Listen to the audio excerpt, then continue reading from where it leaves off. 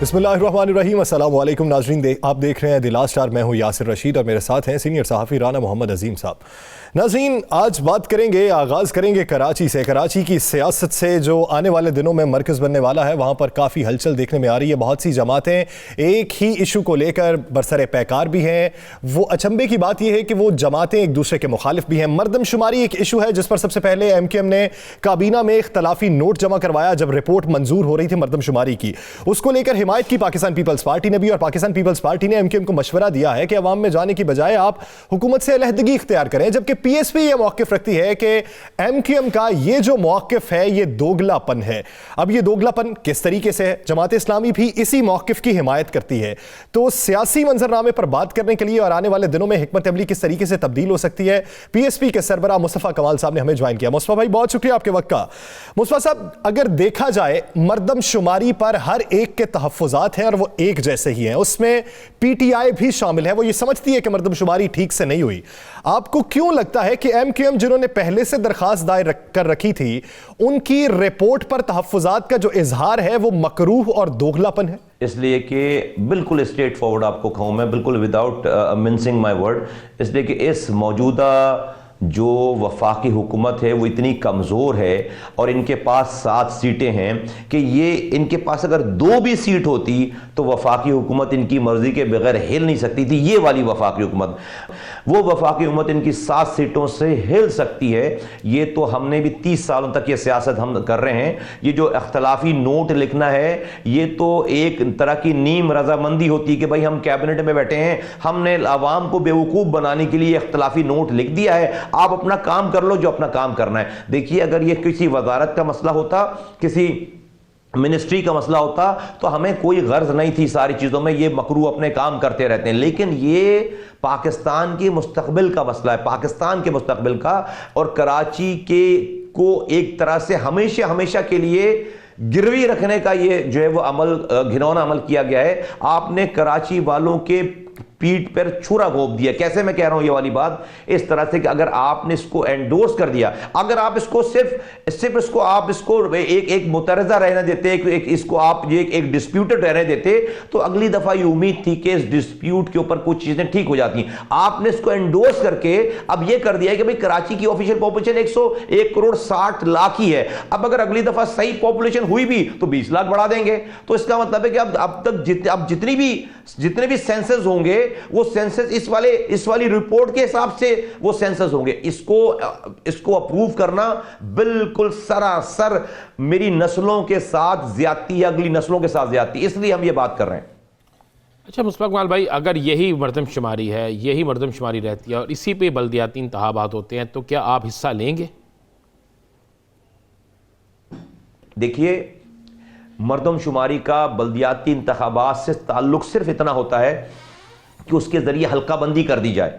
मरदमशुमारी का ताल्लुक रोजाना के आपके मामलात से होता है कि आपको शहर में पीने का पानी कितना मिलेगा, लोगों के हिसाब से मिलेगा। आपको शहर में, फर्ज करें कि अगर आज शहर की पानी की रिक्वायरमेंट है 3.3 करोड़ के हिसाब से लोगों की 1240 मिलियन गैलन, और अगर ये मरदमशुमारी मान ली जाती है तो आप कहेंगे कि 800 मिलियन पानी की रिक्वायरमेंट है, तो 600 मिलियन ऑलरेडी आ रहे हैं, 200 मिलियन और दे देंगे तो कहेंगे पानी की रिक्वायरमेंट तो शहर में खत्म हो गई। जबकि पानी की रिक्वायरमेंट रहेगी, इसलिए कि यहां पर आपने उसको लोगों को गिना सही नहीं है। तो मरदमशुमारी बिल्कुल हम किसी भी इंतखाबात में हिस्सा लेंगे, उसका किसी मरदमशुमारी से कोई ताल्लुक नहीं होता। आपका जो मरदमशुमारी का ताल्लुक है वो कौम के मिलने वाले रिसोर्सेज से होता है, रोजाना के PTI का मौक़िफ़ ये है कि अगर अभी से मरदमशुमारी का आगाज कर दिया और हमने फिर से वो तरीकाकार बहाल किया तो फिर आगे बल्दियाती इंतखाबात हैं, फिर हमें हल्का बंदियां भी तब्दील करना पड़ेंगी, तो एक बहुत बड़ा प्रोसीजर है। हाँ, हम इसे तब्दील करेंगे, दोबारा से करवाएंगे, लेकिन 2022 में। तो आपके नजदीक ऐसे मौक़िफ़ पे MQM को क्या मौक़िफ़ इख्तियार करना चाहिए था? देखिए, इसके मद्देनज़र MQM को ये मौक़िफ़ अपनाना चाहिए था। अगर उनके अंदर दम है तो कहते हैं कि भाई आप हमसे झूठ बोल रहे हैं। अगर आप बल्दियाती इंतखाबात के लिए इतने मुखलिस होते तो आज 2.25 साल हो गए हैं बलूचिस्तान में लोकल गवर्नमेंट खत्म हुई, आप वहां इलेक्शन करा देते, आपकी हुकूमत है। आप 1.5 साल हो गए हैं खैबर पख्तूनख्वा में बल्दियाती निज़ाम खत्म हुई, आप 3 महीनों के बाद इलेक्शन करा देते। पंजाब की लोकल गवर्नमेंट के 56,000 काउंसलरों को आपके वजीर आला ने, उनके 2.5 साल का टेन्योर बाकी था, आपने उनको घर भेज दिया क्योंकि सारे वो PMLN के लोग थे। आप वहां पर इलेक्शन करा देते, आप सिंध में आकर कोई बात करते। आप बल्दियाती इलेक्शन कराने की आपकी नीयत नहीं है। अच्छा, अगर आपकी बात मान ली जाती है, अगली बात होती, अगर आप को ये कह भी दिया जाए कि आप बल्दियाती इलेक्शन के लिए काम कर रहे हैं, तो फिर ये दूसरी बात हम ये कहते कि आप बिल्कुल कराएं, उसके लिए आपको सेंसस के रिजल्ट को अप्रूव करने की जरूरत नहीं है। जिस तरह से 2017 में सेंसस हो गए थे, 2018 के इलेक्शंस आए तो पाकिस्तान में वन टाइम एक ऐसा कानून बन गया कि भाई पुराने हल्का बंदियों पे ही इलेक्शन करा लिए जाए। उस वक्त सबने एग्री कर लिया क्योंकि किसी को वजीर आजम बनना था, किसी को वजीर बनना था, किसी को MP MLA बनना था। बल्दियाती इंतखाबात के लिए भी वही फॉर्मूला अपनाकर वन टाइम इसको अप्रूव कर देते कि वन टाइम पुरानी हल्का बंदियों पे इलेक्शन हो जाने चाहिए, कोई मसला नहीं है। और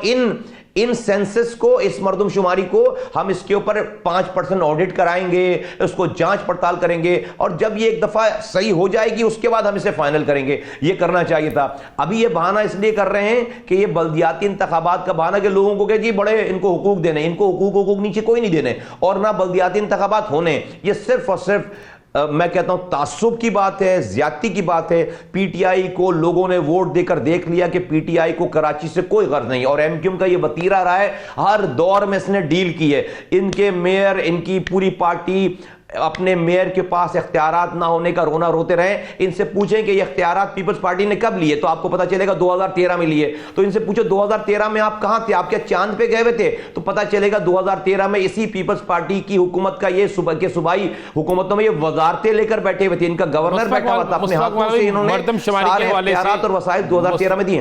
मुश्ताक कमाल भाई, मर्दमशुमारी के हवाले से बड़ी सख्त तशवीश पाई जाती है, बिल्कुल आपने दुरुस्त कहा, आप कह रहे हैं जो, क्या आप इस पे ऑल पार्टीज कॉन्फ्रेंस या कि लोगों को बुला रहे हैं, लोगों से मशावरत कर रहे हैं, कोई इस पर लाए अमन मजीद बनाने के लिए कोई ऐसी हिकमत अमली कि आप तमाम लोगों को इकट्ठा करें और किसी एक प्लेटफॉर्म पे इकट्ठा करके इसकी आवाज़ बुलंद करें, क्या ऐसा कोई करना चाह रहे हैं? जी हम बिल्कुल, हमारी पार्टी कांटेक्ट करेगी, हमारे कर रही है कांटेक्ट, लेकिन मैं देखिए PTI और MQM तो पार्ट ऑफ द प्रॉब्लम है, वो तो खुद इस गुनाह में शरीक हैं। इस गुनाह को उन्होंने इनिशिएट किया, एक ने इनिशिएट किया, दूसरे ने एक नीम रजामंदी देकर उसको एक्सेप्ट कर लिया। अच्छा, MQM ने क्यों? और तो दूसरी जो जमातें उनके साथ बिल्कुल करेंगे, हम सड़कों पर भी आएंगे, हम अदालत में भी जाएंगे, हम हर जगह जाएंगे, इसलिए कि ये हमारी नस्लों का मसला है, ये पाकिस्तान की बका का मसला है, ये कोई सियासत नहीं है। MQM, मैं पहले दिन से कह रहा हूं कि भाई देखें, कराची वालों ने जो अपना चौकीदार बनाया, वो चौकीदार चोरों से मिला हुआ है 30 साल तक। वो चोरों के साथ अगर चौकीदार मिल जाए तो उस घर को लूटने से कोई बचा सकता है? ये हाल MQM का है। ये अपनी वजारतें इसलिए नहीं छोड़ सकते, हुकूमत इसलिए नहीं छोड़ सकते कि इनके ऊपर इतने संगीन केसेस हैं, इतने संगीन इल्जामात हैं इनके ऊपर। ये खालिद मकबूल सिद्दीकी साहब जो हैं, जो MQM के सरबराह हैं, ये रॉ के एजेंट जो पकड़े गए हैं, उनको इंडिया ले जाने वाले, रॉ के कैंप में जमा कराने वाले ये शख्स हैं। GIT में उन लोगों ने इनका नाम ले रखा है, उनकी डिटेल बता रखी सारी। इनको पता है कि जिस दिन ये हुकूमत जाएगी 1 घंटे में ये बंद हो जाएंगे। इनका मेयर करप्शन करके घूम रहा है, उसको पता है कि भाई इमरान खान साहब सबको नैब के लेटर भेज रहे हैं, उसको कोई नैब का लेटर नहीं आ रहा। इतनी करप्शन करने के बाद जिस दिन ये हुकूमत से बाहर आएंगे अगले दिन वो बंद हो जाएगा। कराची की अवाम ने तो मैंडेट दिया ना MQM को, बेशक मुकम्मल नहीं दिया लेकिन किसी हद तक तो दिया ना। जी जो है वो कराची की आवाम ने जो मैंडेट दिया उसमें कराची की आवाम को ये एक दफ़ा भी जीतने के बाद ना एक कुछ छोटी कॉर्नर मीटिंग भी नहीं कर सके। और कराची के अवाम को अभी हमने बताया 8 नवंबर 2020 में PDM के जलसे के बाद उसी बाग जिना में 8 नवंबर को, इसी 1 महीने पहले हमने बताया, PSP ने बताया और कराची के लोगों ने बताया कि वो किसके साथ खड़े हैं। बाग जिना जो है वो उबल रहा था लोगों से, बाग जिना जो है वो 11 जमातें एक तरफ और हमारा जलसा एक तरफ, तो कराची के लोगों के मैंडेट को चुराया गया। मैं नहीं समझता कि इनको कराची के लोगों ने मैंडेट दिया, एक सीट भी नहीं जीते। और अब जो आज इनके पास जो चीजें हैं वो बस इंशाअल्लाह ताला आइंदा नहीं रहेंगी। अच्छा मुशफ़क़ कमाल भाई, क्या आप समझते हैं कि आइंदा आने वाले बल्दियाती इंतखाबात जो हैं, अगर मुतवक्को बल्दियाती इंतखाबात होते हैं तो उसमें आपकी पार्टी जो है पाकिस्तान ज़मीन पार्टी, इसको कराची की अवाम जो है इस पर इत्माद करेगी? और दूसरा, अगर बल्दियाती इंतखाबात में जाते हैं तो सीट एडजस्टमेंट या इत्तेहाद अगर करना पड़ता है तो आप किस जमात को तरजीह देंगे? देखिए राना अजीम भाई, अगर तो लोगों की किस्मत में उनके मसाइल का हल लिखा है तो फिर हमारे अलावा उनके पास कोई चॉइस नहीं है। कारकर्दगी देखें, ईमानदारी देखें, डेडिकेशन देखें, सॉल्यूशन देखें, पार्टी की स्ट्रेंथ देखें, तो हमारे अलावा इस शहर का कोई और अच्छा डॉक्टर नहीं है। एमकेएम से इलाज कराया, आप मौजूदा हालात में देखें, वफाकी हुकूमत भी खड़ी है तो इत्तेहादियों के सर पे दीगर जमातों को साथ में मिलाया। अपोजिशन ने भी वफाकी हुकूमत के खिलाफ कोई तहरीक चलानी थी तो 11 जमातें मिलकर बैठ गईं, तब जाके तहरीक चलाई। अब आप मजमूई तौर पे देखें, जीडीयू को भी देखें, मुख्तलिफ जमातें मिली हुई हैं, तो मजमूई तौर पे सब ने किसी ना किसी से इल्हाक किया हुआ है। आपकी जमात और जमात इस्लामी अपने अपने तई अगर एहतजाज कर रही है तो क्या ये सोलो फ्लाइट आने वाले दिनों में आपको कोई मौसर दिखाई देती? यासिर भाई, मुझे एक बात का जवाब दे दें। देखिए, मैं पीडीएम की स्टेज पर जाकर खड़ा हो जाता हूँ, फ़र्ज़ करें अपोजिशन, वहाँ पर बिलावल भुट्टो जरदारी साहब तकरीर कर रहे हैं, इनकलाब की बातें कर रहे हैं कि वो इनकलाब बर्पा करेंगे। मैं कैसे अपने आप को समझाऊँ कि जो कराची से लेकर कश्मीर तक तबाही बर्बादी है पिछले 13 सालों में, उसके स्याह सफ़ेद के मालिक उनकी पीपल्स पार्टी है, बिलावल भुट्टो जरदारी साहब हैं। बच्चों के कुत्ते के काटने की वैक्सीन नहीं है, लोग जो है वो नदियों में कूद कर अपनी जानें अपने बच्चों को मार रहे हैं, थर में बच्चे मर रहे हैं, कराची तबाह बर्बाद हो गया। 2.5 लाख नौकरियां दी हैं, एक आदमी कराची का नहीं दिया। आप कोटा सिस्टम पर भी कोटा नहीं दे रहे, आप जाली डोमिसाइल बनवा रहे हैं, आप कुछ ना पीने का पानी दे रहे हैं ना आप कचरा उठा रहे हैं।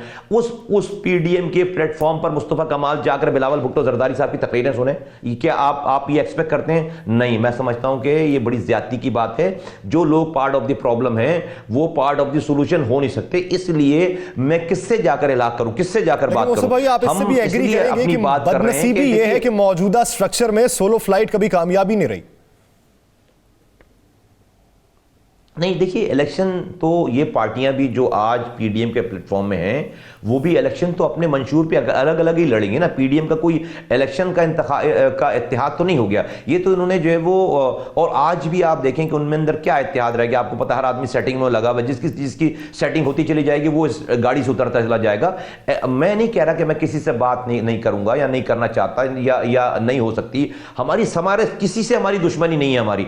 देखिए, लेकिन मैं बात जो है वो सीटों की एडजस्टमेंट पे, चीजों, हम तो जो पाकिस्तान के रिफॉर्म का एजेंडा है जिससे लोगों के हालात बदल सकते हैं, अगर वो जरदारी साहब मेरी बात मानेंगे मैं उनसे इलाक करूंगा, अगर इमरान खान मेरी बात मानेंगे मैं उससे इलाक करूंगा, अगर मरियम नवाज मेरी बात मानेंगी मैं उससे इलाक करूंगा। इसलिए कि पाकिस्तान का अब इल्हाक इस बात पे नहीं होगा, अब दोस्ती इस बात पे नहीं होगी कि आप मुझे कितनी मिनिस्ट्री देंगे, आप सीट एडजस्टमेंट कितनी करेंगे, आप मुझे क्या मराद देंगे, प्रोटोकॉल क्या देंगे। अब बात इस बात पे होगी, पीएसपी वो बात करेगी कि अवाम के लिए ग्रास रूट लेवल पर इख्तियारात और वसाइल कौन पहुंचाएगा।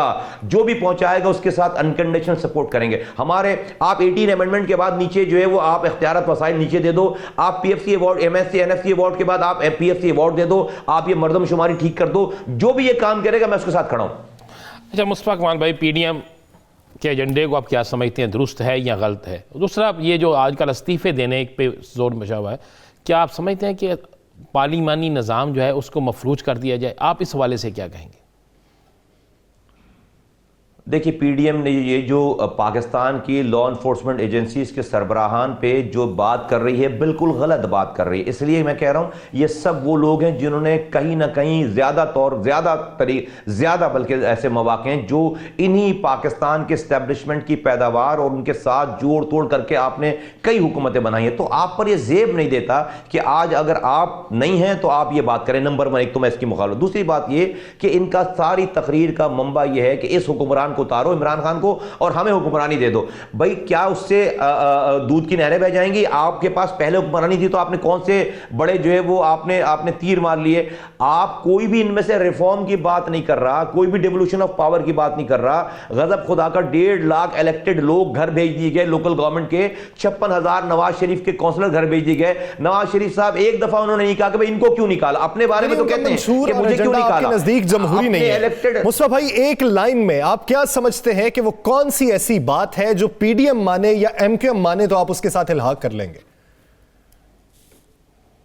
ये 3 बातें मान लें, ये 3 बातें मान लें कि इख्तियारात और वसाइल 18वीं तरमीम के बाद वज़ीर आला हाउस से निकालकर वो ग्रास रूट लेवल पे यूनियन काउंसिल, टाउन, डिस्ट्रिक्ट में पहुंचाएंगे, नंबर 1। दूसरी बात ये माने कि एनएफसी अवार्ड के बाद पीएफसी अवार्ड का इजरा होगा उसी फॉर्मूले से। तीसरी बात ये माने कि आप जो है वो सेंसस को दोबारा कराएंगे, किसी के साथ भी मैं बैठ जाऊंगा।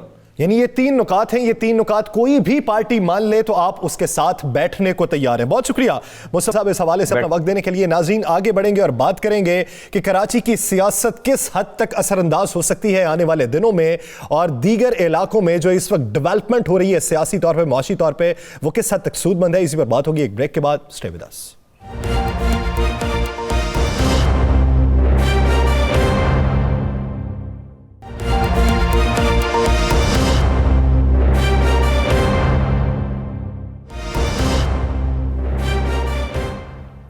Welcome back.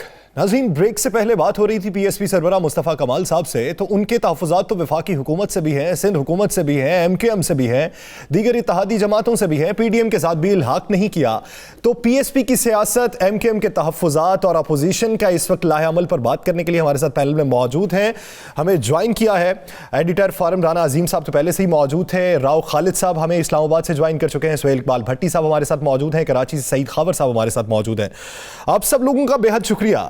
राव साहब, सबसे पहले आपकी जानिब आऊंगा, क्या समझते हैं कि पीएसपी की हालिया सियासत जो है वो किस हद तक सिंध पर असरअंदाज होगी, और वफाकी तौर पर क्या कभी असरअंदाज हो पाएगी? उन्हें तहफ़्फ़ुज़ात तो सबसे ही हैं, मरदमशुमारी पर भी हैं, लेकिन उसके साथ साथ एमकेएम पर भी हैं जो खुद मरदमशुमारी पर तहफ़्फ़ुज़ात रखती है। देखिए, जितने बड़े बिग बैंग के साथ वो आए थे मुस्तफ़ा कमाल साहब, और जिस तरह से उन्होंने आके वहाँ कार्रवाई डाली थी कराची में, इलेक्शन में उनकी बिल्कुल उनके गुब्बारे से हवा निकाल के रखती है। अब वो रिवाइवल के मोड में है। वो कहते हैं ना कि जब फिल्म रिलीज़ होती थी तो लाहौर में सिनेमा में जब पहला शो लगता था तो जब डब्बे की आवाज़ लग जाती थी तो वो फिल्म फिर जितनी मर्जी चलती रहे वो फिर डब्बा ही रहती थी, वो कभी कामयाब फिल्म करार नहीं पाती थी। तो इनके साथ यही हुआ एक्चुअली, पहली एफर्ट में उनकी डब्बे की आवाज़ लग गई, तो वो उस तरह से अब उसको रिवाइव करने के लिए वो जो टामक टोइयाँ मार रहे हैं, जो कोशिशें कर रहे हैं, मेरा ख्याल है बहुत मुश्किल होगा उनके लिए। जितनी मर्ज़ी कंट्रोवर्सी क्रिएट करें, जितने मर्ज़ी वो एतराज़ात करें, जितनी मर्ज़ी वो लड़ाइयाँ करें, लेकिन एमक्यूएम के दोबारा से सियासत में रिवाइवल जो हुई है इलेक्शन जीतने से हुई है कुछ किसी हद तक, फिर हुकूमत के साथ बैठने से उनमें हुई है। एमक्यूएम थोड़ा सा एक गड़बड़ कर रही है कि वो जो फेडरल गवर्नमेंट कराची में जो कुछ करना चाह रही है उसके साथ वो जुड़ नहीं रही, वो उसका हिस्सा नहीं बन रही, बल्कि इख्तलाफात बढ़ाती चली जा रही, तो वो उसको प्रॉब्लम है। लेकिन पीएसपी के लिए मेरा ख्याल है हर आए दिन के साथ मामलात मुश्किल तरीन होते जा रहे हैं। उसको रिवाइवल के लिए मेरा नहीं ख्याल किसी से अलायंस किए बगैर, किसी के साथ जुड़े बगैर या एमक्यूएम के धड़ों को मिलाए बगैर वो दोबारा से उस तरह से कोई एक्शन कर पाएंगे। आगे बल्दियाती इंतखाबात आएंगे, उसमें भी मेरा ख्याल उनके साथ वही होगा जो 2018 के जनरल इलेक्शन में हुआ है, क्योंकि उनकी जो सपोर्ट बेस बनी थी, जिस तरह से भी बनी थी, वो उस तरह से मेरा नहीं ख्याल कि अब इंटैक्ट है अवामी सतह के ऊपर। शायद वो लोग तो मौजूद हों, वो चेहरे मौजूद हों जो उनके साथ आए थे उस वक्त, लेकिन अब वो अवामी सतह पे उनकी वो सपोर्ट नज़र नहीं आती बज़ाहिर, क्योंकि वो एक्टिविटी वो ऑफ एंड ऑन अब करते हैं, रेगुलर एक्टिविटी भी नहीं करते, रिवाइवल आपको मुश्किल दिखाई दे रहा है। खबर साहब, आपकी गहरी नज़र है सिंध की सियासत पे, कराची के अंदर जो उतार चढ़ाव आता रहा, तो आप राव साहब की इस बात से किस हद तक मुत्तफिक हैं कि रिवाइवल जो है पीएसपी का वो मुश्किल है? दूसरा ये, पीएसपी एमकेएम के बारे में ये कहती है कि उन्होंने जो इख्तलाफी नोट काबीना में जमा करवाया वो दोगलापन है उनका, क्या आपको दोगलापन लगता है? देखिए जी, 2 बातें हैं। पहली बात तो ये है यासिर के जब पीएसपी वजूद में आई थी तो उन्होंने एक तन्हा परवाज़ का जो सिलसिला शुरू किया था वो उनके लिए नुकसानदेह साबित हुआ। यही गलती तहरीक इंसाफ भी कर चुकी है कि वो अपने खुदा हमको ऐसी खुदाई न दे कि अपने सिवा कुछ दिखाई न दे। तो इस बुनियाद पर वो आए थे और उन्होंने आकर बिल्कुल सबको मुखालिफ बना लिया, तो उनके लिए गुंजाइश पैदा नहीं की जा सकी। अब अपनी गलतियों का वो ज़रा मुआयना करके आगे बढ़ने की कोशिश कर रहे हैं, लेकिन बहुत मुश्किल सियासत है।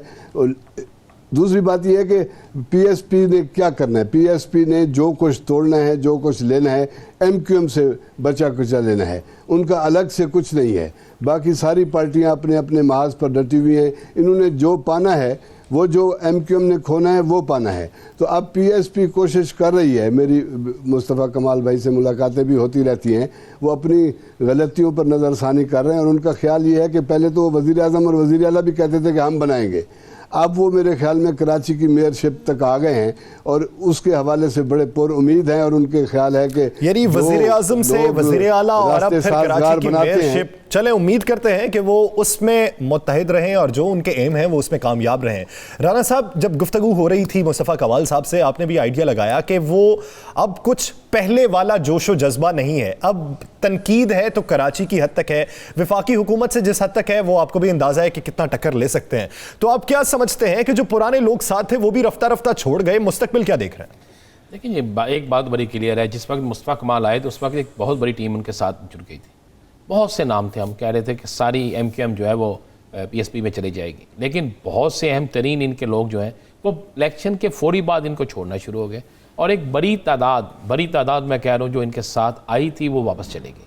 अब जब इनसे पूछा जाता है तो ये कहते हैं जी वो आए ही थे लेकिन कुछ मफादात थे, कुछ ऐसी चीज़ें थी, वो चले गए। अब इस वक्त अगर आप देखें तो कराची के अंदर मुस्तफ़ा कमाल एक नाम है, उसके बाद दूसरा नाम जो है वो कायम खानी है, इसके अलावा कोई बड़ा नाम ऐसा नहीं है जो कराची की सियासत में हो। अगर अरशद वोरा है तो वो भी उतना बड़ा नाम नहीं है जितने बड़े नाम पहले मौजूद थे। अब वहाँ पर जो एंटी अल्ताफ़ हुसैन होगा या NTM लंदन होगा वो इनके साथ आएगा, या जो लोग छोड़ के जाएंगे तहरीक इंसाफ को या जो छोड़ के जाएंगे MQM पाकिस्तान को वो इनके साथ होंगे। वो तादाद कुछ ज़्यादा तादाद नहीं है। अब उन्हें एक समझ आना शुरू हो गई है कि हमें अगले इलेक्शन से पहले एक बड़ा नाम देना पड़ेगा, एक बड़ी चीज़ सामने लानी पड़ेगी। अगर वो एक बड़ा नाम सामने ले आते हैं, एक बड़ी चीज़ सामने ले आते हैं, तो उसके बाद हो सकता है कि मुस्तफ़ा कमाल का सियासी मुस्तकबिल जो है वो बेहतर हो। लेकिन मौजूदा हालात में अगर आप देखें तो जो उनके मुतालबात हैं वही मुतालबात MQM के भी हैं, वही मुतालबात जो है कुछ और सियासी जमातों के भी हैं। अगर अब वो कराची की डेवलपमेंट की बात करते हैं तो उसके लिए उन्हें MQM से ज़्यादा वहाँ पे एक्सलियत लेना पड़ेगी, जो अभी तक मौजूदा हालात में नज़र नहीं आता, क्योंकि ख़ुद इनमें से कोई शख्स भी मुंतखब होकर आगे नहीं आया। तो ये भी एक बहुत बड़ी वजह होती है कि जिसके बाद इनके करीबी साथी छोड़ना शुरू होते हैं। अगले आने वाले दिनों में अगर इन्होंने अपने आप को मजबूत करना है तो भी इन्हें चंद और बड़े नाम सामने बड़े नाम अपने साथ जोड़ना पड़ेंगे। भट्टी साहब, क्या समझते हैं? मुतालिबात तो हर किसी के हैं, कराची को लेकर दावेदार तो हर कोई है, पाकिस्तान पीपल्स पार्टी भी है, MQM भी है, PTI भी है, PSP भी है, लेकिन क्या आप ये समझते हैं कि मुस्तफ़ा कमाल साहब जो है उनके पास कोई ऐसा मकनातीस है कि बड़े नाम उनके साथ जुड़ जाए? यासिर, ये मकनातीस अगर मुस्तफ़ा कमाल साहब के पास नहीं है तो कुछ लोगों के पास ये ज़रूर होता है, और सियासी हालात और ज़मीनी हक़ाइक़ के पेश नज़र जब वो जेब से मकनातीस निकाल कर उसको एक्टिव किया जाता है तो फिर उनकी चॉइस होती है जो अपनी जेब में मकनातीस रखते हैं कि किसको किसके साथ जोड़ना है मुस्तकबिल की ज़रूरियात के पेश नज़र। उस मकनातीस के फ़वाइद हासिल करने के लिए ज़रूरी है कि मुस्तफ़ा कमाल साहब ग्राउंड के अंदर जो जगह क्रिएट हुई है, स्पेस क्रिएट हो रही है, पाकिस्तान तहरीक इंसाफ के जो अरकान कौमी असम्बली थे जिनके पास जो जिस हद तक इक़्तिदार और इख्तियार था डिलीवर नहीं कर सके, उन्होंने एक स्पेस क्रिएट की। MQM पाकिस्तान वफाकी हुकूमत के इत्तेहादी है लेकिन वादों के बावजूद कराची के अवाम की तवक्कुआत पर पूरा नहीं उतरी, स्पेस क्रिएट हुई। पाकिस्तान पीपल्स पार्टी कई सालों से वहाँ पर इक़्तिदार में है, गवर्नेंस, करप्शन, बद इंतज़ामी, सहूलियात का फुकदान, स्पेस क्रिएट हुई है। तो मुस्तफ़ा कमाल साहब अगरचे कि 2018 के अंदर कोई बड़ा कोई कारनामा सर अंजाम नहीं दे सके असम्बलियों तक पहुंचने में, लेकिन अब इन तीनों MQM पाकिस्तान, PTI और पीपल्स पार्टी ने जो स्पेस क्रिएट की है तो इस मौके के ऊपर वो अपने एग्रेशन का सबको क्रिटिसाइज करके अपने एग्रेशन का मुजाहरा करते हुए वो स्पेस को अवेल करने की कोशिश तो करेंगे, चूंकि जो अगला टारगेट उन्हें नजर आ रहा है इस सियासी गहमा गहमी के दौरान बल्दियाती इंतखाबात, ये जो मरदमशुमारी का सारा मामला है जिसको आगे चल के हम डिटेल डिस्कस करेंगे, उसके बाद बल्दियाती इंतखाबात हैं। तो मुस्तफ़ा कमाल साहब की यकीनन बड़ी कोशिश होगी कि अवाम को इस जानिब वो उनकी मुतवज्जो कर सके, अपनी जानिब उनकी तवज्जो हासिल कर सके कि आपके उम्मीदों पर कोई पूरा नहीं उतरा। मुस्तफ़ा कमाल या एक और PSP एक ऑप्शन है जिसको आप मौका दें तो आपकी उम्मीदों पर पूरा उतर सकती है। और ये ह्यूमन साइकी है, इक़्तिदार में रहने वालों के बाद जब लोग मायूस होते हैं तो फिर जो उसके अपोजिशन में कोई खड़ा होता है जिसको चांस नहीं मिला उसको मौका देती है। और मुस्तफ़ा कमाल साहब के पास ज़ाती तौर के ऊपर माजी के अंदर कराची के अंदर कुछ बेहतरी लाने के हवाले से, कुछ बड़े मंसूबों को सक्सेसफुली, बड़े मंसूबों का क्रेडिट तो है उनके पास, लेकिन अब ये देखना है कि आने वाले दिनों में वो क्रेडिट वो कैश करवा पाते हैं या नहीं करवा पाते। राव साहब, एमक्यूएम की बात कर लेते हैं। एमक्यूएम ने जो तहफ्फुज़ात का इजहार किया, जो अग्रेशन कल खालिद मकबूल सिद्दीकी साहब ने दिखाया, आज फिर प्रेस कॉन्फ्रेंस की, लेकिन कुछ बदलाव था, कुछ हद तक था, मुकम्मल बदलाव नहीं आप कह सकते। तो क्या आप ये समझते हैं कि वो जो कह रहे हैं कि हम स्टैंड ले चुके हैं, अवाम में जाएंगे, ये वफाकी हुकूमत से रास्ता अलग करने की बात है या फिर कुछ और देख रहे हैं हम? एक तो बड़ी बुनियादी बात है कि मरदमशुमारी के ऊपर पीटीआई का भी वही मौक़िफ़ है जो एमक्यूएम का है। जी। इख्तिलाफ तो ऐसा सच नहीं है। पीटीआई भी चाहती है, अभी गवर्नर साहब भी इसके बारे में कह रहे हैं कि जी हम भी चाहते हैं इसको दोबारा किया जाए, लेकिन वो 2022 का इशारा दे एमक्यूएम को कि हुकूमत अप्रूव कर चुकी। जी बिल्कुल। तो वो बुनियादी तौर पे मेरा ख्याल है, अगर हम थोड़ा सा हफ्ता 10 दिन पीछे जाएं, जब मुलाकात हुई प्राइम मिनिस्टर से, तो उसके मुतालबात देखे क्या थे उसमें। वो भट्टी साहब ने बड़ी वजाहत से बताया था कि वो क्या क्या रिलीफ चाहते थे। तो ये जब वो रिलीफ उनसे रिफ्यूज़ हुआ, ये उसकी कंफर्मेशन है जो भट्टी साहब ने ब्रेक किया था कि वो रिफ्यूज़ हो गया है।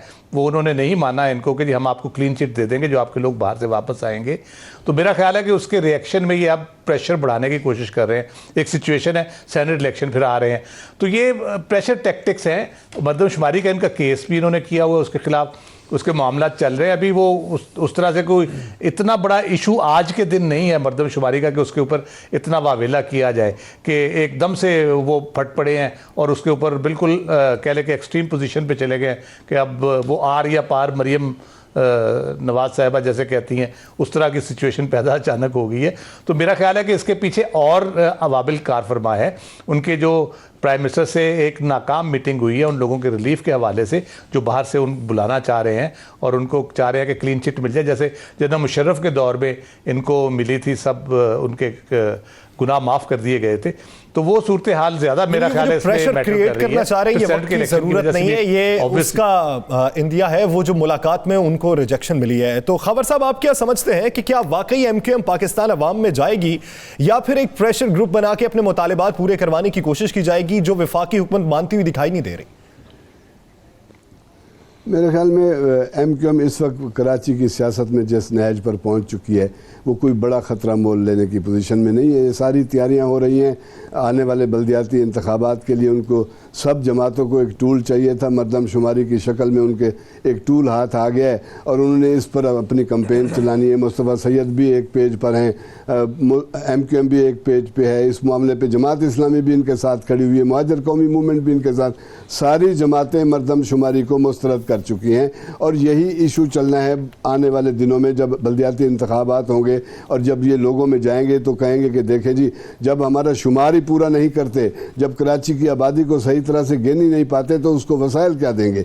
तो ये एक मामला है, इस पर जो है सियासत होगी। लेकिन मैं समझता हूँ कि तहरीक इंसाफ के पास इस वक्त एमक्यूएम को देने के लिए कुछ नहीं है और इसी तरह एमक्यूएम भी तहरीक इंसाफ के बगैर काम करना मुश्किल होगा इनके लिए सियासत में रहना। ये इसी सारी जमातें इसी तनख्वाह पर काम करेंगी और इंशाअल्लाह ताला आने वाले दिनों में देखेंगे बल्दियाती इंतखाबात होगा, उसमें जो जमात कामयाब होगी मिलजुल कर ये बल्दियाती इंतखाबात के लिए आपके नज़दीक वो तैयारियां कर रहे हैं। राना साहब, अगर फ़र्ज़ कर लिया जाए, दिखाई तो नहीं दे रहा, फ़र्ज़ कर लिया जाए अगर एमक्यूएम पाकिस्तान विफाक से अलहदा हो जाती है तो क्या पीटीआई के लिए मुश्किलात नहीं होंगी? नहीं, बिल्कुल मुश्किलात होगी, बिल्कुल मुश्किलात होगी, लेकिन मेरी इत्तला के मुताबिक इसके लिए पीटीआई ने अपना इंतज़ाम किया हुआ है। इसके लिए पीटीआई की हुकूमत ने इंतज़ाम किया हुआ है। वो इंतज़ाम जो है वो इंतज़ाम ये है कि मैं आपको बता देता हूँ जी, कुछ तोड़ फोड़ हो चुकी है किसी और जगह पे। देखिए, मैक्सिमम ये होगा ना, इनके साथ जाने से अदम इत्माद की एक तहरीक आएगी। अदम इत्माद की तहरीक के लिए भी कुछ वोट जो होते हैं उनके दस्तखत ज़रूरी होते हैं। तहरीक पेश करने के लिए एक तादाद मुकर्रर होती है, किस तादाद को, और फिर अगर अदम इत्माद नाकाम हो जाती है तो फिर अपोजिशन किसी और तरफ चले जाते हैं। देखें, ये सारी चीज़ें जो है तैयार हैं, हर चीज़ तैयार है। ये उस वक्त अमल होगा, मैं आपको एक बताऊँ, एमक्यूएम उस वक्त नाराज़ सही होगी जिस वक्त एमक्यूएम के साथ मुस्लिम लीग काफ भी नाराज़ होगी। जब मुस्लिम लीग काफ और एमक्यूएम नाराज़ हो जाएगी तो फिर आप समझ लीजिएगा हुकूमत के लिए मुश्किलात हैं। अगर दोनों में से एक नाराज़ होती है और एक नाराज़ नहीं होती तो फिर हुकूमत के लिए कोई मुश्किलात नहीं है। फिर हुकूमत के पास कई और भी ऐसी चीज़ें मौजूद हैं जिससे वो बच सकते हैं। लेकिन एक बात ज़रूर है कि ये जो बात सईद खबर साहब ने कही यही है कि अब एमक्यूएम के पास कुछ गंवाने के लिए है, जो कुछ बचा थोड़ा सा वो गंवा नहीं सकते, तो ये इसी तरह चलेगा। सही। बचा हुआ कुछ नहीं है, गवा नहीं सकते कुछ। भट्टी साहब, कल का जो आइस ब्रेक हुआ है, मोहम्मद अली दुरानी साहब की जो मुलाकात थी अपोजिशन लीडर से, गवर्नर सिंध तो ये कहते हैं कि उनकी मुशावरत से नहीं हुई, इस बारे में कोई बातचीत नहीं हुई, लेकिन एक अच्छी बात है कि वो सही जगह पर पहुंचे हैं। आप क्या समझते हैं कि आने वाले दिनों में बदलाव क्या आने वाला? जैसे देखिए, बहुत सी चीज़ें अंडर कंसिडरेशन है, लेकिन ये मुलाकात एक खसूसी अहमियत की हामिल है। चूँकि मुस्लिम लीग नून के अंदर बातें तो बहुत अरसे से हो रही हैं कि जो मुस्लिम लीग नून का बिलखसूस PDM के अंदर जो बयानी नज़र आता है मरीम नवाज़ और नवाज शरीफ का बिलखसूस, वो शहबाज शरीफ उससे कतन इत्तफाक नहीं करते। और यकीनी तौर के ऊपर पार्टी के अंदर मौजूद बहुत से वो दीगर रहनुमा जिनके बारे में कहा यह जाता है, जो कि जिन्होंने अमली तौर के ऊपर सियासत का आगाज़ किया और उनके ऊपर एक रिफ्लेक्शन है एक प्योर पॉलिटिशियन की, वो भी इस बयान से इत्तफाक नहीं करते। तो अब शहबाज शरीफ साहब से जो उनकी मुलाकात हुई है, इसके असरात तो आने वाले दिनों में सामने आएंगे, लेकिन यकीनी तौर के ऊपर मोहम्मद अली दुरानी साहब कोई ना कोई उनके पास ऑप्शन लेकर गए हैं, क्योंकि शहबाज शरीफ साहब इस्तीफे देने के हक में नहीं है। शहबाज शरीफ साहब जो मरीम नवाज साहब और नवाज शरीफ का जो बयानिया है, जो उनका लब व लहज है, उससे इत्तफाक नहीं करते। तो इस सारी सूरत हाल के दौरान जो पहले एक बात होती थी नून और शीन की, आने वाले दिनों में इस बात का अब लगता है कि फैसला भी जरूर होगा। नून और शीन का फैसला भी आने वाले दिनों में होने वाला है, और ये एक अच्छी मूवमेंट थी जो कल हुई। नाज़रीन, कोरोना वायरस की लहर, आने वाले दिनों में ऑपोजिशन की हिकमत अमली और JUI में पड़ी हुई खलबली पर बात हो। शॉर्ट ब्रेक के बाद स्टे विद अस।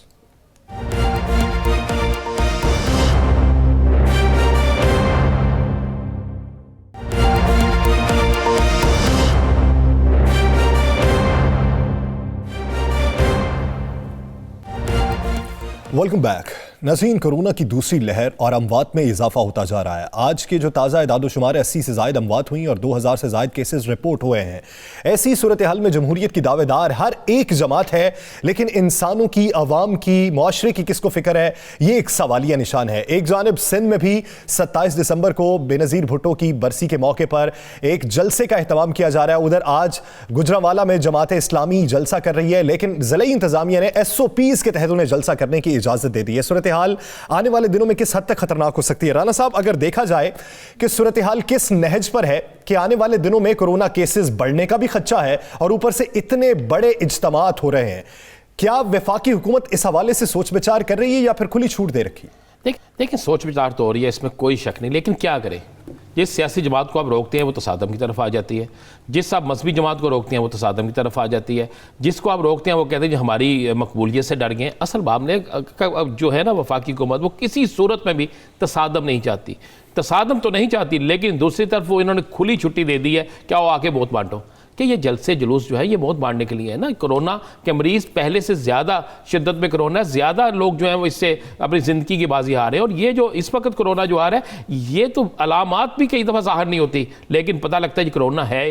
तो यासर ये बड़ी ख़तरनाक सूरत हाल। आप देखें कि शादी हाल आपने बंद करा दी है इसलिए कि वो किसी सियासी जमात से तल्लुक़ नहीं रखते थे, आपने होटल बंद करा दिए इसलिए कि वो किसी सियासी जमात नहीं है, आपने दीगर अदारे बंद करा दिए इसलिए कि वो सियासी जमात, उनका प्रेशर कोई नहीं है। यहाँ पर इस मुल्क में उल्टी गंगा बह रही है कि जिसका प्रेशर होता है उसको कहते हैं जी आपको SOPs के साथ इजाज़त है, या कहते हैं जनाब हम इजाज़त नहीं देते, जलसा आप कर लें। अब एक FIR देना क्या ये कोरोना का हल है? एक FIR देकर जिसको मर्जी अब इजाज़त दे दे, जाओ जाकर चौक में जलसा करो, जलसा करने के बाद तकरीरें भी हुकूमत के खिलाफ करो, नारेबाजी भी करो, अवाम को भी ज़लील ख्वार करो, और उसके बाद आप चले भी जाओ और कोरोना भी फैला दो। ये हो रहा है। अब हुकूमत अगर रोकेगी तो रोकने के साथ तसादम होगा तो सानिया मॉडल टाउन जैसा वाक़या होगा। अपोजिशन भी ये चाहती है, सियासी जमातें भी अपने आप को जिंदा रखने के लिए चाहती हैं, हुकूमत अपने आप को बचाना चाहती है, अवाम को मरवाना चाहती है, अपोजिशन अपने आप को जिंदा रखनी चाहती है, अवाम को मरवाना चाहती है। ये सारा चल रहा है। अब कोरोना की इस मौजूदा लहर में जितने ज़्यादा केसेस आ रहे हैं या सर जितने रिपोर्टेड हो रहे हैं या रिपोर्टेड नहीं हो रहे, कल एक रिपोर्ट जो बाकायदा जारी की गई उसके मुताबिक जितनी अमवात सामने आ रही हैं उससे 3 गुना ज्यादा अमवात वो है जो सामने नहीं आ रही, जो लोग घरों के अंदर मार रहे हैं, जो प्राइवेट क्लिनिकों में मेडिसिन लेते थे, जो प्राइवेट अस्पतालों में थे, जो जिनके दादोशुमार इसमें नहीं आते। तो इस पहले से ज्यादा कोरोना से हलाकतें भी हैं, पहले से ज्यादा खतरनाक भी है, पहले से ज्यादा मरीज भी हैं।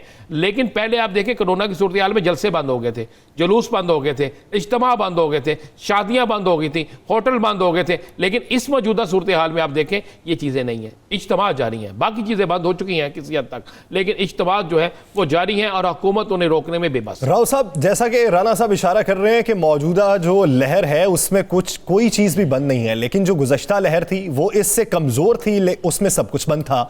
तो अब मौजूदा लहर में जो खदशात हैं, वफाकी हुकूमत को इसका इदराक क्यों नहीं है? अगर इदराक है तो सख्त एक्शन क्यों नहीं लिया जाता? देखिए, ये बड़ी बदकिस्मती की बात है कि कानून का इत्तलाक जो है वो सिलेक्टिव किस्म का किया जा रहा है। इसमें जहाँ पे उनका बस चलता है वहाँ पे लगा देते हैं, जहाँ पे बस नहीं चलता वहाँ पे आएँ बाएँ शाएँ कर देते हैं। अब जलसे के हवाले से, लाहौर के जलसे के हवाले से जब बात होती थी तो कहते थे जी वो मुल्तान में गलत किया इन्होंने, लाहौर में हम नहीं रोकेंगे, लेकिन इम्प्लीमेंट भी करना है। PTI ने अपने जलसे बंद कर दिए हैं, अपोजिशन जलसे करती फिर रही है। तो ये बदकिस्मती है कि हुकूमत की जो पोलिटिकल विल है इस मामले में वो उस तरह से वो मजबूत नहीं रही। इस PDM की तहरीक के हवाले से आप कह लें या दीगर जो सियासी मामला है उसमें कुछ कमज़ोर पड़ती नज़र आती है। लेकिन दुनिया में जो इस वक्त ट्रेंड चल रहा है उसको मद्देनज़र रखते हुए मेरा ख्याल है हुकूमत को बहुत सीरियसली इसके ऊपर कोई इक़दामात करने चाहिए। इमरान खान साहब का जो स्मार्ट लॉकडाउन का आइडिया है वो बुरा नहीं है, लेकिन उसकी इम्प्लीमेंटेशन क्योंकि उन्होंने की थी तो उसके कुछ फ़ायदे मिले थे। अब अगर उसकी इम्प्लीमेंटेशन नहीं होगी, सिर्फ आप ये कहते रहे कि हमने पहले फेज़ में बड़ी कामयाबी हासिल कर ली थी और बड़ा अच्छा हमने परफॉर्म किया था, तो वो उस दावे की बुनियाद के माजी की कामयाबियां गिनवा कर मुस्तकबिल का फैसला तो नहीं कर सकते, मुस्तकबिल के लिए तैयारी भी करना पड़ती है। भट्टी साहब, आप क्या समझते हैं कि गुज़श्ता एक हफ्ते के अंदर 2 दिन ऐसे रहे कि 100 से ज़ायद अमवात हुई। अब इस हद तक NCOC को जब फिगर्स रिपोर्ट हो रही हैं तो NCOC की जानिब से जो सिफारिशात हैं वफाकी काबीना उसका जवाब क्या देती है? यासिर, काबीना को यकीनी तौर के ऊपर यह जवाब देना चाहिए कि जो आपने SOPs तय की थी उसके मुताबिक हमने ये इक़दामात किए, इन मामलात को यकीनी बनाया है। प्राइम मिनिस्टर इमरान खान साहब को नोटिस लेना पड़ा, चंद रोज़ कबल के मुल्क भर के तालीमी इदारे बंद हैं, लेकिन वफाकी हुकूमत की डायरेक्शन के ऊपर दीनी मदारिस बंद नहीं हुए, जहाँ पर हज़ारों तलबा पढ़ते हैं और उनका सोशल इंटरेक्शन भी फिर सोसाइटी में बहुत ज़्यादा था, उनको बंद करवाया जाए। शफकत महमूद साहब ने कमिटमेंट की, अभी तक उसके ऊपर इम्प्लीमेंट नहीं हो सका। राना साहब ने और राव साहब ने जिस जानिब तवज्जो मबजूल कराई, मामला वही है कि आप जहाँ पर असल में हुकूमत परेशानी का शिकार है, अपेरेंटली वो अपने कॉन्फिडेंस का इजहार करते हैं कि हम PDM को, अपोजिशन को किसी सूरत से पेश नहीं करेंगे, कानून के मुताबिक कार्रवाई होगी, लेकिन वो कोई ऐसा एक्शन नहीं लेना चाहते। भले वो कोरोना के पॉइंट ऑफ व्यू से उनके ऊपर एक्शन लेना हुकूमत पर लाजिम है, लेकिन वो एक्शन इसलिए नहीं लेते कि उनके लिए मसाइल ना बढ़े, अपोजिशन को कोई और पॉइंट स्कोरिंग का या अपने आप का आवाम की सपोर्ट हासिल करने का मौका ना मिले। तो वफाकी हुकूमत को, वफाकी काबीना को क्लैरिटी हासिल करना होगी कि पोलिटिकल मकासद, पोलिटिकल उसका इम्पैक्ट को एक साइड पर रख के जो SOPs हैं NCOC के, उसके ऊपर हमने इम्प्लीमेंट लाजिम करना है। एक और बड़ी परेशान कुन सूरत हाल है, कौमी असम्बली का इजलास 2 माह 9 दिन हो गया मुनक्किद नहीं हुआ, चूंकि हुकूमत को सियासी तौर पर परेशानी है। मौजूदा हालात के अंदर कहते हैं कि कोरोना की वजह से हम इजलास नहीं बुला रहे, कुछ वज़ीर से आपकी इसी बात पर राय लूंगा खावर साहब की हुकूमत को सियासी तौर पर परेशानी है। खावर साहब, जैसा कि भट्टी साहब कह रहे हैं परेशानी है, तो क्या वाकई परेशानी है? इत्तेहादी भी नाराज है, इत्तेहादियों के अपने तहफ़्फ़ुज़ात हैं, अपोजिशन ने भी टफ टाइम दिया हुआ है। क्या हुकूमत आने वाले दिनों में मजबूत होती दिखाई देती है किसी ग्राउंड पे? पहली बात तो यह है कि जब ये पहला स्पेल था, ये दूसरा स्पेल उससे ज़्यादा ख़तरनाक है, बहुत तशवीशनाक सूरत हाल है। हर चौथे घर से जनाजा उठ रहा है और लोग अमवात कोरोना के हवाले से ज़ाहिर नहीं कर रहे हैं। अजीब बात है कि कैंसर से मर जाता है तो कहते हैं कि जी कैंसर में मुब्तला होकर बंदा चल बसा, लेकिन कोरोना का हवाला देना मुनासिब नहीं समझते कि उससे ये होता है कि लोग आइसोलेशन में चले जाते हैं, ख़ानदान दूर हो जाते हैं। इस वक्त बहुत खौफनाक सूरत हाल है सिंध में, ख़ास तौर पर कराची में, जिस तरह से लोग SOPs को नज़रअंदाज कर रहे हैं और वफाकी हुकूमत की जो पॉलिसी थी उसको जिस तरह से लोगों ने, आम लोगों ने नाकाम बनाया है। अब जहाँ तक PDM का मसला है, PDM जब ये तहरीक डिज़ाइन कर रही थी उस वक्त उन्होंने दूसरे स्पेल को पेश नज़र नहीं रखा, क्योंकि दूसरा स्पेल पहले ही बताया जा चुका था कि ये ज़्यादा ख़तरनाक होगा। आपने देखा कि इन्होंने जल्द से मैनेज किए हुए थे। अब वो समझते हैं कि हमने एक तहरुक पैदा कर लिया है, एक नहज तक हमने रिदम बना लिया अपनी तहरीक का, इससे पसपाई जो है वो कहते हैं अपोजिशन की सियासी मौत होगी, इसलिए वो पीछे हटने को तैयार नहीं है, वो अपने जलसे बंद करने को तैयार नहीं है। लेकिन PDM की तहरीक से अवामी सतह पर कोरोना का फैलाव तो बड़ा ही है, लेकिन उन्हें अंदरूनी तौर पर भी नुकसान उठाना पड़ा है। राना साहब, जैसा कि JUI फे के हालिया इश्यूज़ पर बात कर ली जाए। 4 कारकुनान ऐसे जो पुराने, जो मौलाना फजलुर रहमान से भी कुछ पुराने हैं, उनकी रुकनीत मुअत्तल कर दी गई, बुनियादी रुकनीत, तो उनकी जानिब से अब बगावत का उनसर जो पहले हल्का फुल्का दिखाई देता था अब खुल के सामने आ रहा है। तो क्या समझते हैं कि JUI फे में इक़्तिदार या सरबराही के हवाले से आने वाले दिनों में कोई बहस छिड़ेगी? देखें यासर, मैं आपको एक बड़ी खबर दे दूँ। अगले 2 दिन में एक बड़ा इजलास हो रहा है और ये इजलास जो है ये बलूचिस्तान में हो रहा है और हाफिज़ हुसैन अहमद साहब की रिहाइशगाह पे भी हो सकता है, लेकिन हो ये कोयटा के अंदर रहे। सही। और इस इजलास में KPK से भी लोग जाएंगे, सिंध से भी जाएंगे, मैं आपको बता रहा हूँ, पंजाब से भी जाएंगे और बलूचिस्तान से भी होंगे। एक नई जमीयत उलमा इस्लाम बनने लगी जो हकीकी के नाम से होगी, जो असल जमीयत उलमा इस्लाम होगी। और मैं आपको ये बताता चलो कि इसकी तैयारी इन लोगों ने, जिन 4 लोगों की रुकनीत ख़त्म की है, ज़रा आप गौर करें कि मुफ्ती किफ़ायतुल्लाह साहब ने क्या कहा था हमारे प्रोग्राम में। अगर हो सके वो क्लिप ज़रूर चलाइएगा। उन्होंने कहा था जनाब सिर्फ 2 लोग हैं, याद है ना आपको? हाँ जी, उन्होंने कहा था हम सबसे पहले आगे बाहर आपको बताएंगे। खान को उन्होंने कहा था अपनी फहरिस्त से निकाल दें। अब उन 2 लोगों का नाम भी दे दिया इन्होंने। तो इसका मतलब है, तो इसमें बगावत जो है ना, बगावत, ये 4 लोग नहीं है, इन चारों के 4 हल्के हैं और ये वो लोग हैं जिनका वहाँ पे अच्छा खासा असर और रसूख है। अब इनके राब्ते बाकी जगहों पे हो गए हैं और ये जो फैसला सुनाया गया ना, जिसमें ये जो 3 रुकनी टीम फैसला सुना गई है, इसकी वीडियो भी इंशाल्लाह हम पीर वाले दिन अपने प्रोग्राम में कोशिश करेंगे कि इनकी जो हाफिज़ हुसैन अहमद साहब से गुफ्तगू हुई थी उसमें इन्होंने इकरार किया था कि आप बिल्कुल दुरुस्त कह रहे हैं, लेकिन फैसला लिखा हुआ आ गया। फैसला लिखा हुआ आ गया। वही हाफिज साहब भी इशारा कर रहे हैं कि फैसले किस तरह लिखे जा सकते हैं। राव साहब क्या समझते हैं आने वाले दिनों में JUI फे को किस हद तक मुश्किलात है, जिस तरफ राना साहब इशारा कर रहे हैं?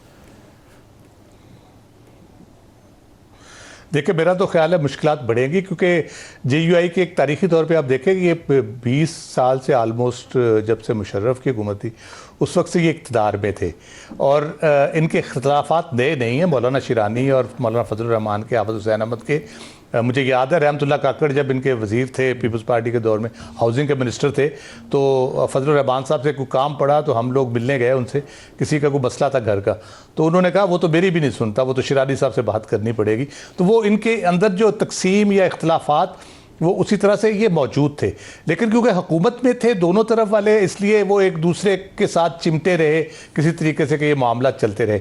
अब मौलाना फजलुर रहमान की हुकूमत से बाहर जो तड़प है वो आपको नज़र आ रही है। अब जो दूसरा उनका कह लें कि ये हिस्सा है, ये अब इनको अगर हुकूमत में रहने का मौका मिल रहा है तो वो क्यों मौलाना फजलुर रहमान की वजह से अपना वो मौका ज़ाया करें, इसलिए वो ज़ाहिर बात है वो मौलाना फजलुर रहमान को टफ टाइम देंगे। भट्टी साहब, क्या आपको लगता है कि मौलाना फजलुर रहमान जो खुद को जय्यद सियासतदान भी समझते हैं, क्या वो इस मामले को टैकल कर लेंगे या उनके लिए मुश्किल हो जाएगी? यासिर, मौलाना फजलुर रहमान को एक बड़ी डेंट डाली है उनके पार्टी की इन सीनियर रहनुमाओं ने। अगर कोई और पार्टी होती, उसके अंदर से आवाज़ें उठती, तो मेरे ख्याल में उसका थोड़ा इम्पैक्ट डिफरेंट होता। चूँकि जमीयत उलमा इस्लाम भले एक सियासी पार्टी है, लेकिन उसके अंदर एक मज़हब का जो एक अंसर है, ये एक रंग है, वो बड़ा नुमायाँ और गालिब है। और उसकी रोशनी के अंदर उनके जो फॉलोअर्स हैं, जो स्कूल ऑफ थॉट है, वो भी रिलीजियस बैकग्राउंड से रिलेटेड है। तो मेरे ख्याल में मौलाना फजलुर रहमान साहब के ऊपर जो इल्ज़ामात लगे हैं वो PTI ने नहीं, किसी और जमात ने नहीं, बल्कि उनके उन पार्टी के शख्सियात ने लगाए हैं जो गुज़श्ता कई सालों से उनके बहुत करीबी साथियों में तस्वुर किए जाते हैं और स्ट्रॉन्ग उनकी पार्टी में पोजीशन है। मौलाना फजलुर रहमान साहब को अपनी इखलाकी पोजीशन को बरकरार रखने के लिए ज़रूरी है कि अगले किसी PDM के नशिस्त के ऊपर जाके तकरीर करने से पहले वो इन इल्ज़ामात का जो मामला है दुरुस्त है या गलत है उनको साबित करें। विद इन पार्टी इल्ज़ामात का दुरुस्त और गलत का साबित करना पहले बहुत ज़रूरी है PDM की किसी भी सरबराही इजलास से पहले। खबर साहब, आप देखिए कि पाकिस्तान पीपल्स पार्टी, PMLN हो, PTI हो, कोई भी जमात हो, सियासी जमात जो पहले से है, उसके बेशतर अराकीन अलहदा होते रहे हैं, पार्टी को कोई बड़ा नुकसान नहीं होता रहा। तो क्या आपको जमीयत उलमा इस्लाम फे के इन 4 बड़े अराकीन का अलहदा हो जाना कोई बड़ा नुकसान लगता है पार्टी के लिए, या फिर ये मामूल की कार्रवाई? यासिर, मेरे ख्याल में कि ये कोई, जितने लोगों ने मौलाना से बगावत की है, ये पहले भी कई सालों से मौलाना के ख़िलाफ़ ही थे। शरफुल मुल्क ने तो मौलाना के ख़िलाफ़ इलेक्शन के लिए कागजात दरख्वास्त भी रखी थी, लेकिन शूरा ने जो एक पहले से तयशुदा मंसूबे के तहत खड़े हो के, जनाब आप अमीर हैं, आप बड़े हैं, हमारे मौलाना मुफ्ती महमूद के साहबजादे हैं, हम आपको बिला शिरकत गैर अमारत का मनसब देते हैं, तो वो सारा कुछ वो जो पहले से तयशुदा उसके मुताबिक ये दरख्वास्त रह गई।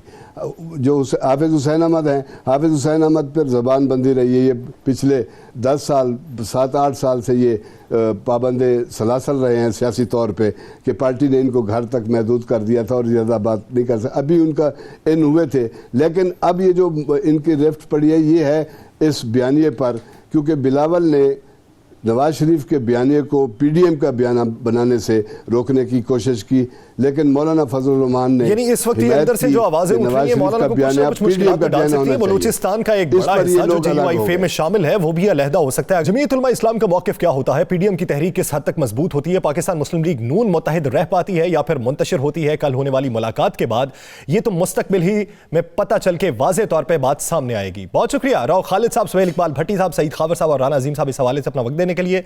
नाज़रीन, द लास्ट स्टार से मुझे दीजिए इजाज़त। अल्लाह ने के बाद।